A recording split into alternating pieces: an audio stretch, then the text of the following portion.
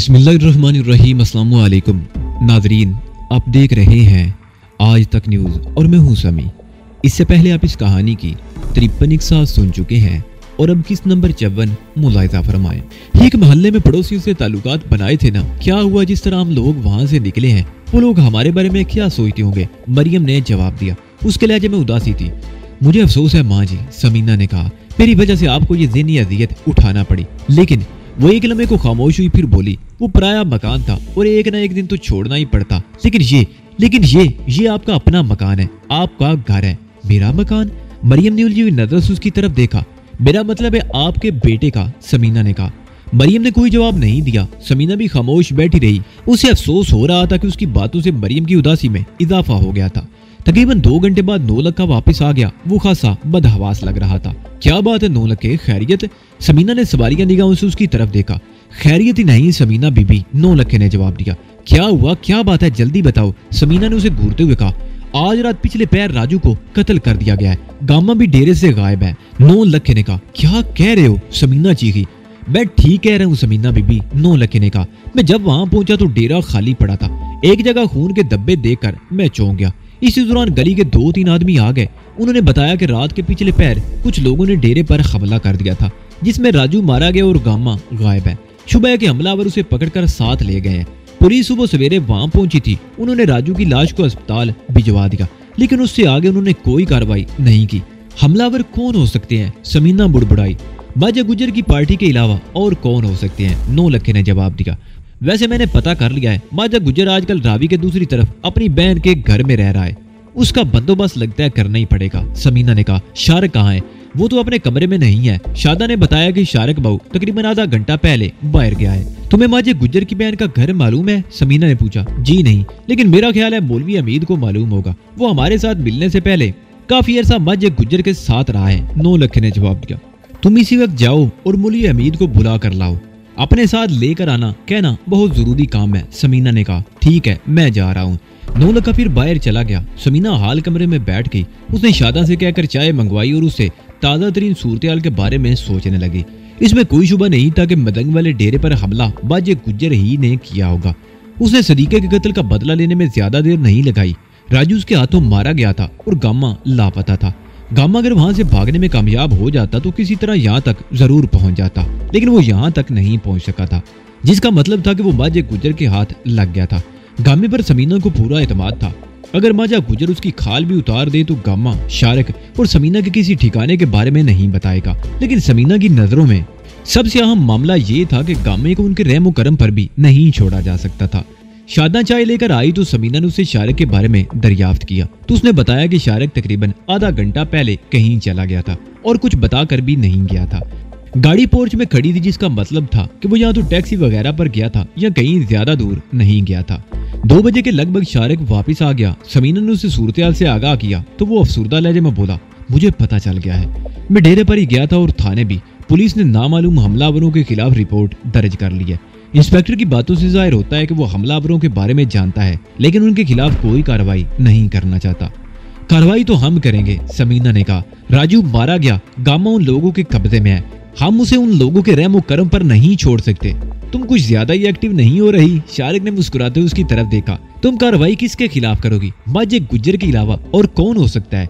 वो तो न जाने किस खड्ड में छुपा हुआ है, शारिक ने गहरा सांस लेकर कहा। मैंने उसका खड्ड तलाश कर लिया है और आज रात उसे बाहर निकलने पर मजबूर कर दूंगी, समीना ने कहा। क्या मतलब? तुमने उसका सुराग कैसे लगा लिया? कहाँ है वो? शारिक ने उसे घूरा। दरिया के उस पार अपनी बहन के घर में, समीना ने जवाब दिया। मौलवी हमीद यहाँ आने वाला है, उसे पता चल जाएगा कि उसकी बहन का घर कहाँ है। तकरीबन 1 घंटे बाद नौलखा और मौलवी हमीद आ गए। मौलवी हमीद ने बताया कि माजा गुजर की बहन का घर कहाँ है। गुड, समीना ने कहा। अब ये तस्दीक करना बाकी है कि माजा गुजर वाकई वहाँ है या नहीं, और ये कि उस घर में कितने अफराद हैं ये भी मालूम हो जाएगा, मौलवी हमीद ने कहा। मेरा एक रिश्तेदार उसी इलाके के एक जमींदार अब्दुल लतीफ के पास काम करता है।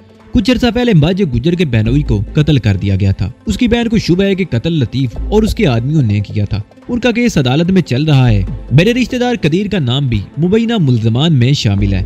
कदीर ये मालूम कर लेगा कि माजा गुजर वहाँ है या नहीं। आज शाम से पहले पहले हमें ये मालूम करना है, समीना ने कहा। मालूम हो जाएगा। मौलवी हमीद ने कहा, मैं अपने भांजे को भेज देता हूँ, वो शाम तक सब कुछ मालूम कर लेगा। तो ठीक है, तुम अभी चले जाओ और अपने भांजे को वहाँ भेज दो, समीना ने कहा। मौलवी हमीद फौरन ही रुखसत हो गया। उसके जाने के बाद समीना, शारिक और नौलखा बैठे आपस में तबादला ख्याल करते रहे। थोड़ी देर बाद रदिया भी यूनिवर्सिटी से आ गई और फिर वो सब लोग बैठकर खाना खाने लगे। शाम 6 बजे के करीब मौलवी हमीद आ गया। उसके साथ ही उसका भांजा सलीम भी था। नौलखे की इतला दुरुस्त है शारिक बाबू, मौलवी हमीद ने कहा। बाजा गुजर रावी के उस पार अपनी बहन के घर पर ही छुपा बैठा है। तफसील से बताओ वहाँ और कितने आदमी हैं, समीना ने पूछा। बाजा गुजर के अलावा वहाँ 3 आदमी और भी हैं बाजी, मौलवी हमीद के बजाय उसके भांजे ने जवाब दिया। 2 आदमी तो उसके अपने हैं और तीसरा घर का नौकर है। घर के अफराद कितने हैं, समीना ने पूछा। माजे गुजर की बहन और भांजी कई दिनों से बीनी की तरफ माजे के गांव में है। माजे ने उन्हें वहां से हटा दिया है, सलीम ने जवाब दिया। इसके अलावा और कोई खास बात, कोई मजारा वगैरह? समीना ने सवालिया निगाहों से उसकी तरफ देखा। 10-12 मज़ारे हैं जी, लेकिन उनके घर पर 5-6 खेतों के फासले पर, सलीम ने जवाब दिया और चंद लम्हों की खामोशी के बाद बोला, एक बात और है बाजी, वहाँ 2 कुत्ते भी हैं, सुना है बड़े खून ख्वार कुत्ते हैं। कुत्तों की हमें परवाह नहीं, ये बताओ वो मकान कहाँ पर वाक़ है, समीना ने पूछा। रावी का पुल खत्म होते ही एक सड़क बाईं तरफ मुड़ती है। उसी सड़क पर तकरीबन 1 मील आगे दाईं तरफ सड़क से जरा हटकर माजे गुज्जर की बहन का मकान है, वहीं से उसकी जमीनें शुरू होती हैं, सलीम ने जवाब दिया। क्या तुम हमारे साथ चल सकते हो, समीना ने पूछा। चला जाऊंगा, सलीम ने मौलवी हमीद की तरफ देखते हुए कहा। हाँ हाँ क्यों नहीं, मौलवी हमीद ने सर हिलाकर उसकी तायद की। हम तुम्हारे भांजे को कोई नुकसान नहीं पहुंचने देंगे, समीना ने मौलवी हमीद की तरफ देखते हुए कहा। अब तुम 8 बजे से पहले 2 आदमियों का बंदोबस्त करो। आदमी भरोसे के होने चाहिए, भागने वाले ना हो। मैं समझ गया, मौलवी हमीद ने कहा। आप फिक्र ना करें, शारिक बाबू के आदमियों में ऐसा कोई भी नहीं जो किसी मौके पर भागने का सोच सके। ठीक है, सलीम हमारे पास ही रहेगा। तुम उन आदमियों को यहाँ ले आओ या ऐसा करो, उन आदमियों को यहाँ लेकर आने की बजाय रावी पुल के पेट्रोल पंप के करीब हमारा इंतजार करो। हम 9 बजे के करीब वहाँ पहुँच जाएंगे। ठीक है समीना बीबी, मौलवी हमीद ने जवाब दिया। मौलवी हमीद के जाने के बाद समीना भी उठकर खड़ी हो गई। नौलखा तू मेरे साथ चलो, हवेली की चाबियां तो गामे के पास थी, दूसरी चाबियां कहाँ हैं? उसने सवालिया निगाहों से नौलखे की तरफ देखा। शारिक बाबू के पास होंगी, नौलखे ने कहा। शारिक ने सूटकेस में से चाबियों का गुच्छा निकालकर समीना की तरफ उछाल दिया। समीना ने चाबियों का गुच्छा ही दबोच लिया और मेज पर से गाड़ी की चाबियां उठाकर नौलखे को इशारा करती हुई दरवाजे की तरफ बढ़ गई। दरवाजे के करीब पहुंचकर वो बूढ़ी और शारिक की तरफ देखते हुए बोली, ज्यादा से ज्यादा 1 घंटे में आ जाएंगे। वो दोनों बाहर आ गए। समीना उसमें मामूल स्टीयरिंग के सामने बैठी थी और नौलखा पिछली सीट पर बैठ गया। गलियों से निकलकर सड़क पर आते ही समीना ने गाड़ी की रफ्तार बढ़ा दी। वो 35 मिनट में ठोकर न्याज बेग वाली हवेली पहुंच गए। नौलखे ने उठकर गेट खोला और समीना गाड़ी को अंदर लेती चली गई। वो गाड़ी रोककर नीचे उतरी तो नौलखा भी गेट बंद करके उसके करीब पहुंच चुका था।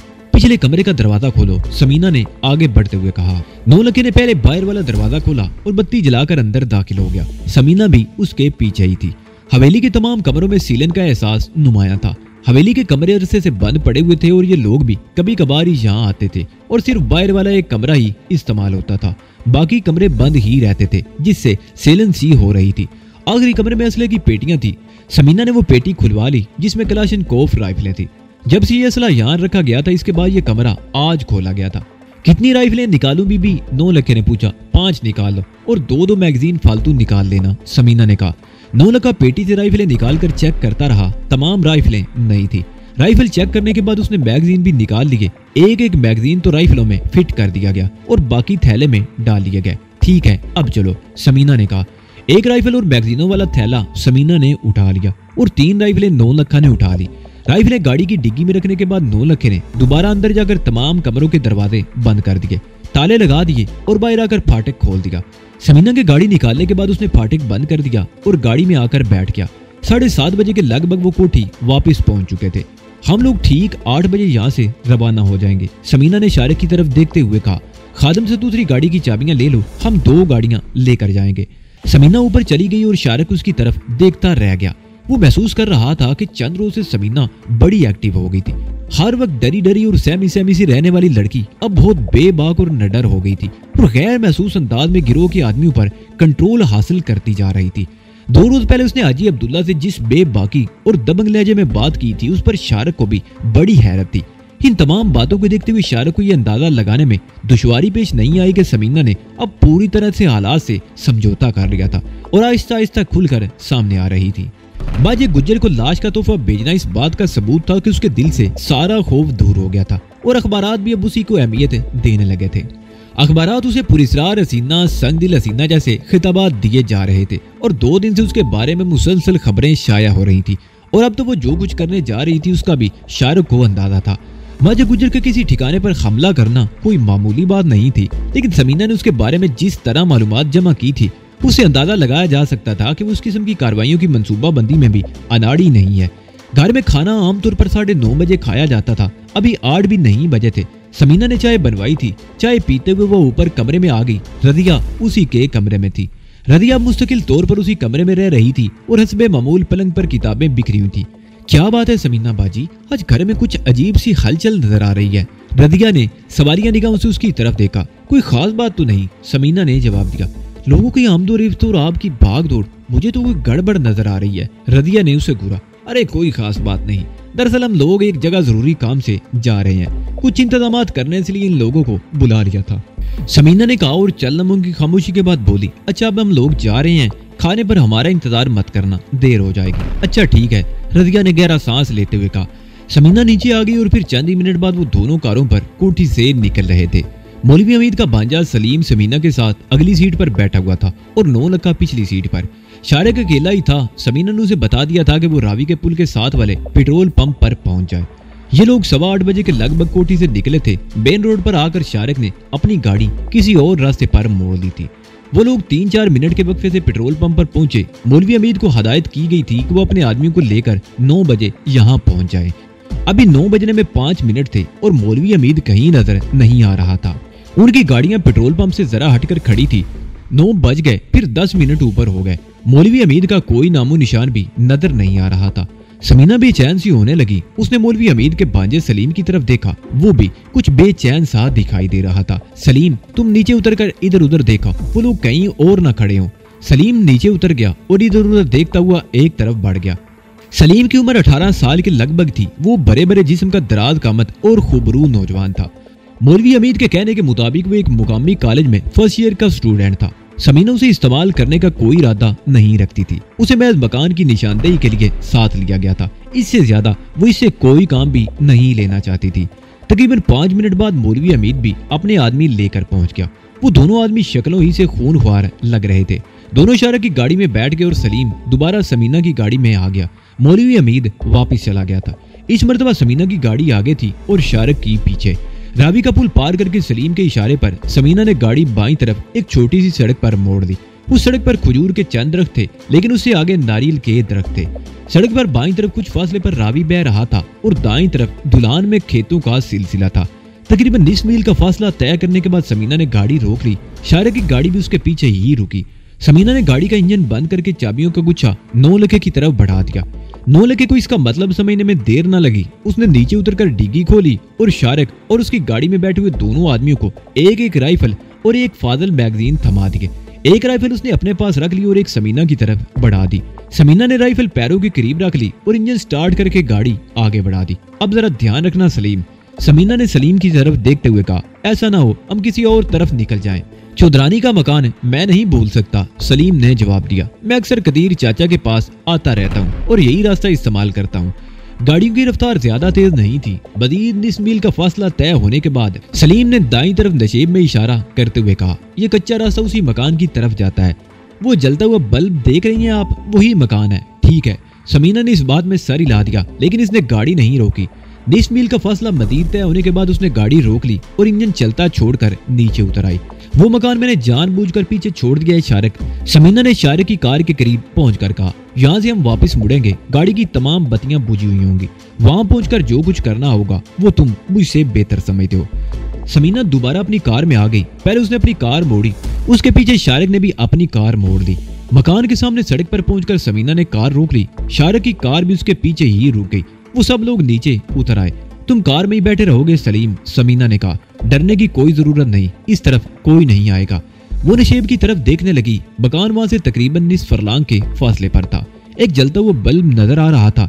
समीना कुछ देर मकान की तरफ देखती रही, फिर वो सब मकान की तरफ जाने वाले कच्चे रास्ते पर उतरने लगे।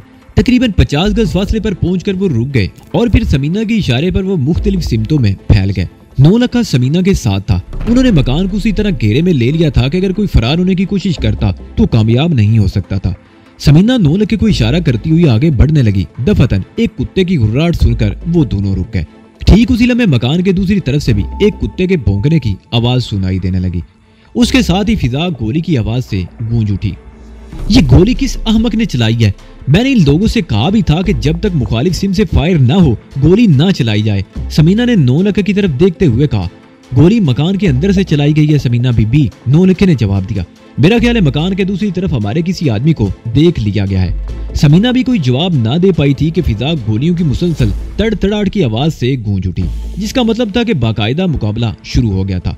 जो कुत्ता उन दोनों को देखकर घुर्राया था उसने भी अब भौंकना शुरू कर दिया था। नौलखे ने फायर कर दिया। कुत्ता चीखता हुआ ढेर हो गया। मकान के अंदर से अब जबरदस्त फायरिंग हो रही थी। समीना और उसके साथ ही जवाबी फायरिंग कर रहे थे। तकरीबन 10 मिनट बाद एक आदमी मकान से निकलकर दौड़ता हुआ नजर आया।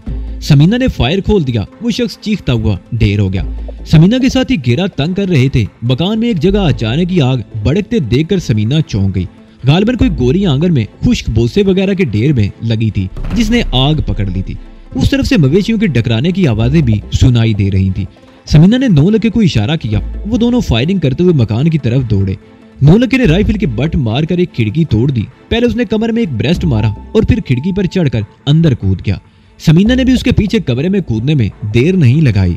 उस कमरे में कोई नहीं था। समीना दौड़ती हुई बाहर निकल गई। आंगन में लगी हुई आग शेड को लपेट में ले चुकी थी और रायशी कमरों की तरफ बढ़ रही थी। दफतन दाईं तरफ से आहट सुनकर समीना बड़ी फुर्ती से नीचे गिर गई और ठीक उसी लम्हे गोलियों की एक बौछार उसके ऊपर से गुजर गई। अगर उसे गिरने में एक लम्हे की भी ताखीर हो जाती तो इसका जिस्म गोलियों से छिलनी हो जाता। इसने बड़ी फुर्ती से लूट लगाकर राइफल का ट्रैगर दबा दिया। राइफल से गोलियों की बौछार निकली और उस तरफ फायरिंग करने वाला शख्स भी चीखता हुआ ढेर हो गया। समीना दनाती उसी कमरे में घुस गई जिस कमरे से वो शख्स बाहर आया था और फिर दूसरे ही लम्हे उसे चौंक जाना पड़ा। गामा कमरे के फर्श में बंधा हुआ पड़ा था। समीना ने चीख कर नौलखे को बुला लिया। इसे देखो, मैं दूसरे कमरे में जा रही हूँ। बेहतर होगा कि इसे लेकर बाहर चले जाओ, जल्दी करो, समीना चीखी। सलीम की इतला के मुताबिक इस मकान में 4 आदमी थे। एक माजा गुज्जर, 2 उसके आदमी और चौथा था घर का मुलाजिम। 2 आदमी तो मारे जा चुके थे। माजा गुज्जर और एक आदमी बच गए थे। समीना एक और कमरे में दाखिल हुई तो अधेड़ उम्र एक आदमी कमरे के कोने में दुबका कांप रहा था। वो बेहद खौफजदा था। मुझे मत मारो, खुदा के लिए मुझे मत मारो, मैं बेकसूर हूँ, वो आदमी हाथ जोड़कर रोते हुए बोला। समीना को समझने में देर न लगी कि वो नौकर था। इस खिड़की से कूदकर भाग जाओ, जल्दी करो, समीना चीखी। वो शख्स खिड़की पर चढ़ गया। उसके हाथ पैर कांप रहे थे। उसने खिड़की से बाहर छलांग लगा दी और खेतों की तरफ दौड़ने लगा। समीना एक और कमरे में पहुंची तो एक और आदमी खिड़की से कूदता हुआ नजर आया। समीना को समझने में देर न लगी कि वो माजा गुज्जर था। समीना ने भी उसके पीछे ही छलांग लगा दी। माजा गुज्जर खेतों में पहुंच चुका था। समीना उसे ज्यादा दूर नहीं थी। रुक जाओ माजे, वरना छिलनी कर दूंगी, समीना चीखी। उसके साथ उसने माजे से जरा हटकर एक ब्रेस्ट मार दिया। माजा गुज्जर लड़खड़ाकर गिरा। समीना उसके सर पर पहुंच चुकी थी। उठो बेगैरत, समीना उसे राइफल की जद पर लेकर चीखी। तो तुम? माजा गुजर हिकला कर रह गया। हाँ मैं, समीना गुर्राई। शारिक तो अब तक तुम्हारा लिहाज करता रहा था, लेकिन मैं तुम्हें नहीं छोड़ूंगी। तुम्हें ऐसी सजा दूंगी कि ना तुम मर सकोगे और ना ही अपने आप को जिंदों में शुमार कर सकोगे। मुझे माफ कर दो समीना, मैं। माजा गुजर ने उसके सामने हाथ जोड़ दिए। यही तुम्हारी बेगैरती की निशानी है, समीना बोली। अगर तुम में जरा भी गैरत होती तो एक औरत के सामने इस तरह हाथ जोड़कर रहम की भीख ना मांगते। समीना ने राइफल की नाल जरा सी झुकाकर ट्राइगर दबा दिया। कई गोलियां माजे गुज्जर की दोनों टांगों में पेवस्त होंगी। वो जमीन पर गिरकर तड़पने लगा। मुझे उम्मीद है कि तुम मरोगे नहीं, समीना उसकी तरफ देखते हुए बोली। अगर मारे भी गए तो मुझे कोई अफसोस नहीं होगा, जिंदा रहोगे तो फिर तुमसे मुलाकात होगी। समीना तेजी से वापस दौड़ी। मकान का बहुत सा हिस्सा आग की लपेट में आ चुका था। समीना ने चीख कर अपने साथियों को आगाह किया और सड़क की तरफ दौड़ने लगी। उसके साथी भी तकरीबन उसी के साथ ही सड़क पर पहुंचे। नौलखा पहले ही गामे को लेकर कार की पिछली सीट पर पहुंच चुका था। वो सब अपनी अपनी कारों में बैठ गए और दूसरे ही लम्हे कारें हरकत में आकर बड़ी तेजी से सड़क पर दौड़ने लगी। उस वाक़े ने पूरे शहर में सनसनी और हलचल सी मचा दी थी। माजे गुज्जर की बहन का वो मकान अगरचे जिला लाहौर की हुदूद से बाहर था, लेकिन माजे गुज्जर और भाग जाने वाले नौकर के बयान के हवाले से उन्हें उन्हीं वाकयात की एक कड़ी करार दिया गया जो एक तसलसल से लाहौर शहर में रूनुमा हो रहे थे। माजा गुज्जर बच गया था, लेकिन उसकी दोनों टांगें गोलियों से छिलनी हो गई थी और उसकी जान बचाने के लिए डॉक्टरों को घुटनों के करीब से उसकी दोनों टांगें काटनी पड़ी थी। होश में आने के बाद उसने जो बयान दिया था उसमें उसने समीना को इस कार्रवाई का जिम्मेदार करार दिया था। उसकी बहन का 1.5 उम्र नौकर, जिसे खुद समीना ने फरार होने का मौका दिया था, भागकर करीबी थाने में पहुंच गया था। वो शाहदरा का रहने वाला था। उसने भी यही बयान दिया था कि मकान पर हमला करने वाले जो आदमी थे और उनकी लीडर एक खूबसूरत लड़की थी और उसी लड़की ने उसे भागने का मौका दिया था। उस कार्रवाई में बाजे गुजर के 2 आदमी मारे गए थे। मकान मुकम्मल तौर पर जल गया था और 6 मवेशी भी जलकर राख हो गए थे। अखबारात ने एक बार फिर उस पुरअसरार और संगदिल हसीना के किस्से छापना शुरू कर दिए थे। एक अखबार ने इस ख्याल का इजहार किया था कि समीना नामी ये हसीना खुद किसी की बेरहमी का शिकार हुई थी और अब अपना इंतकाम ले रही थी। लेकिन बाद लोगों ने ये बात भी हैरत अंगेज कही थी कि इंतकाम लेने के लिए वो सिर्फ माजे गुजर और उसके गिरोही को क्यों निशाना बना रही है। माजा गुजर हॉस्पिटल में था और पुलिस की हिरासत में था। उसके खिलाफ लाहौर के कई थानों में संगीन नोयत के मुकदमात दर्ज थे। समीना सोच रही थी अगर पुलिस दयानतदारी से काम ले तो माजे को उन मुकदमात में इतनी सजा हो सकती थी कि एक और जन्म लेने के बाद भी वो रिहाई हासिल नहीं कर सकता था। लेकिन वो जानती थी कि ऐसे मामलात में पुलिस क्या करती है और उनका असल मकसद क्या होता है। अखबारात की इतला के मुताबिक पुलिस उस पुरअसरार और संगदिल हसीना की तलाश में पूरे लाहौर में छापे मारती फिर रही थी। दूसरे दिन के अखबार में ये सनसनी खबर शाये हुई कि उस पुरअसरार हसीना की तलाश में पुलिस ने उसके बाप के घर पर छापा मारा था और उसके बाप और भाई को पूछगछ के लिए हिरासत में ले लिया था। पुलिस किसी तरह ये मालूम करने में कामयाब हो गई थी कि यह पुरअसरार हसीना वही समीना है जो कत्ल के एक केस की तफ्तीश के सिलसिले में फैसलाबाद पुलिस को भी मतलूब है और तवील अरसे से रोपोश है। ये खबर पढ़ते ही समीना कांप उठी, रगों में उसके खून खोलने लगा। उसके माँ बाप ने उसकी वजह से पहले क्या जिल्लत कम उठाई थी कि पुलिस ने उसके बाप और भाई को हिरासत में ले लिया था। ये खबर पढ़ने के बाद समीना देर तक सनसनी की सी कैफियत में मुब्तला रही। फिर उठकर उस सोफे पर बैठ गई जिसके करीब साइड टेबल पर टेलीफोन रखा हुआ था।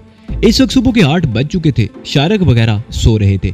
रजिया यूनिवर्सिटी जाने की तैयारी कर रही थी। समीना नीचे वाले हाल में आ गई। उसने चाय पीते हुए अखबार उठा लिया और ये खबर पढ़कर वो बदहवास हो गई। उसने टेलीफोन का रिसीवर उठाया ही था कि रजिया को सीढ़ियों से उतरते देखकर उसने रिसीवर रख दिया। आज तुम जल्दी तैयार हो गई, क्या बात है? समीना ने उसकी तरफ देखते हुए पूछा। अपनी एक दोस्त को घर से लेना है, उसका घर हमारे रास्ते से जरा हटकर है, इसलिए मैं जल्दी निकलना चाहती हूँ, रजिया ने कहा और शादा को आवाज देकर नाश्ता लगाने को कहा। आज तो तुम अकेली नाश्ता करो, समीना ने कहा। मैंने अभी अभी चाय पी है, इसलिए इस वक्त नाश्ते को बिल्कुल जी नहीं चाह रहा। कोई बात नहीं, आज अकेले ही सही, रजिया कहती हुई मेज पर बैठ गई। शादा ने उसके सामने नाश्ता लगा दिया और रजिया नाश्ता करने लगी। तकरीबन 15 मिनट बाद जब वो अपनी किताबें उठाकर जाने लगी तो समीना ने कहा कि कार में पेट्रोल डलवा ले। रजिया के जाने के बाद समीना ने फिर फोन का रिसीवर उठा लिया और उस इलाके के पुलिस स्टेशन का नंबर डायल करने लगी जिस इलाके की पुलिस ने उसके बाप के घर पर छापा मारा था। लाइन मिलने में चंद सेकंड से ज्यादा नहीं लगे। हेलो, कौन बोल रहा है? समीना ने पूछा। मैं थाना मुहर्रर अब्दुल खालिक बोल रहा हूँ। आप कौन है बीबी, किससे बात करनी है? दूसरी तरफ से पूछा गया। SHO से, समीना ने कहा। SHO साहब तो अभी तक नहीं आए, कोई पैगाम? मेरी बात गौर से सुनो मिस्टर मुहर्रर, समीना ने कहा। मेरा नाम समीना है, वही पुरअसरार और संगदिल हसीना जिसकी तुम लोगों को तलाश है। तुम लोगों ने 1 मिनट, मुहर्रर ने कहा। SHO साहब आ गए, आप उनसे बात कर लें। चंद सेकंड खामोशी रही, फिर एक बारी आवाज सुनाई दी। SHO बोल रहा हूँ, तुम कौन हो बीबी? वही पुरअसरार और संगदिल हसीना जिसकी तुम्हें तलाश है, समीना ने जवाब दिया। मेरी तलाश में तुम जगह जगह छापे मारकर शरीफ लोगों को परेशान कर रहे हो। कल मेरे वालिद और भाई को हिरासत में ले लिया।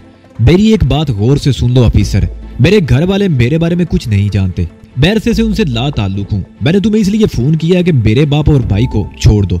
मैं तुम्हें सिर्फ 2 घंटे की मोहलत दे रही हूँ। अगर 2 घंटे बाद मेरा भाई और बाप बाइज्जत तौर पर घर ना पहुंचे तो तुम्हारा हशर माजे गुजर से भी बुरा होगा। ये मैं धमकी नहीं है, मैं जो कुछ कहती हूँ उस पर अमल भी करती हूँ। तुम्हें अपनी खाल बचाने के लिए सिर्फ 2 घंटे की मोहलत दे रही हूँ, उसके बाद तुम्हें पछताने का मौका भी नहीं मिलेगा। समीना ने फोन बंद कर दिया। उसने दूसरी तरफ SHO की आवाज सुनने की भी जरूरत महसूस नहीं की थी।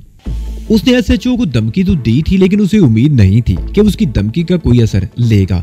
2 की बजाय 2.5 घंटे बाद उसने फिर फोन किया। इस मरतबा भी कॉल पहले मुहर्रर ने रिसीव की थी। फिर SHO की आवाज सुनाई दी। तुम्हारे बाप और भाई को हम उस वक्त तक नहीं छोड़ सकते जब तक तुम अपने आप को पुलिस के हवाले नहीं कर देती। तो फिर ठीक है, अपने अंजाम के लिए तैयार हो जाओ। समीना ने कहते हुए रिसीवर रख दिया।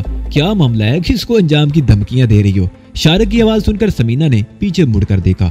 शारिक हाल कमरे के दरवाजे पर खड़ा था। वो गालिबन अभी अभी सोकर उठा था। पुलिस ने अब्बू और मेरे भाई नदीम को हिरासत में ले लिया है। इंस्पेक्टर से बात कर रही थी। वो अब्बू और नदीम को छोड़ने के लिए तैयार नहीं। ये पुलिस वाले अपने आप को पता नहीं फिरौन क्यों समझ लेते हैं, जिसको दिल चाहा पकड़ लिया। वैसे क्या उस इंस्पेक्टर को जानते हो? समीना ने कहा। कौन सा इंस्पेक्टर? शारिक ने सवालिया निगाहों से उसकी तरफ देखा। समीना ने पुलिस स्टेशन का नाम बताया तो शारिक ने कहा, इंस्पेक्टर शफीक, वो सियालकोट का रहने वाला है। उसके बीवी बच्चे लाहौर ही में हैं। वालिदैन और दूसरे रिश्तेदार सियालकोट ही में रहते हैं। गुड। समीना की आंखों में चमक सी उभर आई। अब उसे मेरे हाथ से कोई नहीं बचा सकेगा। तुम्हें कैसे पता चला कि उसने तुम्हारे डैडी और भाई को हिरासत में लिया है? शारिक ने पूछा। समीना ने अखबार उसकी तरफ बढ़ा दिया। शारिक उसके करीबी सोफे पर बैठकर अखबार पढ़ने लगा। ये खबर पढ़ने के बाद उसके चेहरे के तासरात भी बदल गए। क्या करना चाहती हो? उसने अखबार एक तरफ रखते हुए कहा। मैंने सोच लिया है, समीना ने जवाब दिया। 9 लखा उठ जाए तो प्रोग्राम बनाते हैं। तकरीबन 1 घंटे बाद समीना और 9 लखा कार पर बाहर चले गए। उनकी वापसी 2 घंटे बाद हुई थी। उनके साथ तकरीबन 8 साल की उम्र का एक बच्चा भी था। उस बच्चे के जिस्म पर किसी स्कूल की यूनिफॉर्म और गले में स्कूल बैग भी था। समीना ने एक चादर बच्चे को इस तरह उड़ा रखी थी कि वो रास्ता ना देख सके। घर में आते ही वो बच्चे को लेकर एक कमरे में आ गई और टेलीफोन भी वहीं ले आई। उसने रिसीवर उठाकर नंबर मिलाया। इत्तेफाक से इस मरतबा कॉल इंस्पेक्टर शफीक ही ने रिसीव की थी। इंस्पेक्टर शफीक, समीना ने उसकी आवाज सुनते हुए कहा, तुम्हारा बेटा इस वक्त मेरे कब्जे में है। अगर तुम इसकी जिंदगी चाहते हो तो 15 मिनट के अंदर अंदर मेरे बाप और भाई को छोड़ दो। बसूरत दीगर आधे घंटे में तुम्हें शहर की किसी सड़क पर अपने बेटे की लाश मिल जाएगी। क्या बकती हो? जवाब में इंस्पेक्टर की दाढ़ सुनाई दी। लो, पहले अपने बेटे से बात कर लो ताकि तुम्हें यकीन आ जाए। समीना ने कहते हुए रिसीवर बच्चे के हाथ में दे दिया। बच्चे ने 1-2 जुमले कहे थे कि समीना ने उसके हाथ से रिसीवर ले लिया। अपने बेटे की आवाज सुन ली इंस्पेक्टर, अब तुम्हारे पास सिर्फ 15 मिनट है। अगर 15 मिनट बाद मुझे अपने आदमी की कॉल ना मिली तो तुम्हारे बेटे की जिंदगी का खात्मा हो जाएगा।